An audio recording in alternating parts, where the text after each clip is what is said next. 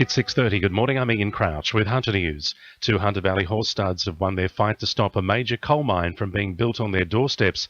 The Telegraph reports the Planning Assessment Commission has scrapped the Drayton South project near Jerry's Plains because it failed to provide a sufficient buffer to protect the horse studs. Under the plan, the mine would have been built within 500 metres of the Coolmore and Darley Woodland studs, forcing them to pack up and move. Police are renewing their appeal for information to find a Lake Macquarie teenager who's been missing for more than a week. 16-year-old Taylor Armand was last seen at her Dudley home on Sunday, October 12.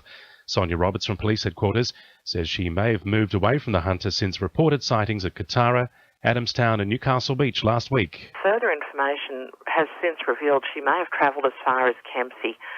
Taylor is described as being of Caucasian appearance, 160 to 170 centimetres tall, of slim build with long blonde hair and blue eyes. She was last seen wearing a white sleeveless shirt with blue denim shorts.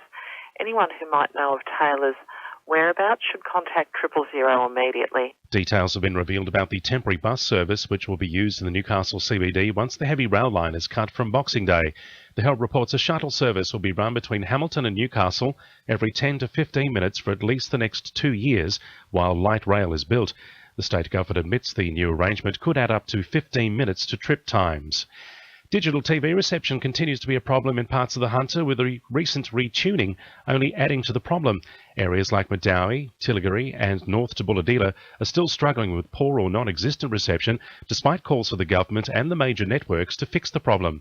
Patterson MP Bob Baldwin says things have only become worse recently. And for all constituents have got particularly worse with the retune, because they seem to have put the signal for Prime TV in the Hunter on the same signal as Prime TV in the Illawarra. And with this clash of signals, people seem to have lost Prime television. Most of the independent candidates running in this Saturday's by-election in Newcastle have decided not to direct preferences. They say they'd rather win or lose, asking people to back them instead of making secret deals. Only 2 candidates will advise voters on how to direct preferences, which is likely to boost Labor's chances of winning the seat even more. Bishops from the Catholic and Anglican Diocese of Maitland and Newcastle will come together at a public forum tonight at St Thomas Anglican Church at Cardiff to discuss the Church's response to heightened international security concerns. The event is part of the Two Bishops Dialogue, which has been running yearly since 2008. Anglican Bishop of Newcastle, Greg Thompson, says it's important to carefully consider matters in light of the recent escalation in security risk. In this time where people have an anxiety about our security, about the threats from overseas onto our own country, I think it's important for us to consider the range of principles that we need to guard and work at, particularly that we don't lose the freedom of the media to speak up about matters. Now with sports, Cecilia Connell. Recording just 2 wins in 11 visits, the Newcastle Jets will be hoping to end a horror track record in New Zealand when they take on Wellington Phoenix this Sunday. Midfielder Zenon Caravella could make a return to the starting lineup after playing 35 minutes off the bench last round, while Ben Kantarovski has resumed full-time training following a knee injury. Former Cessnock Premiership winner and President Kane Bradley has announced his intention to join the Newcastle Rugby League board to provide a stronger voice for the coalfields.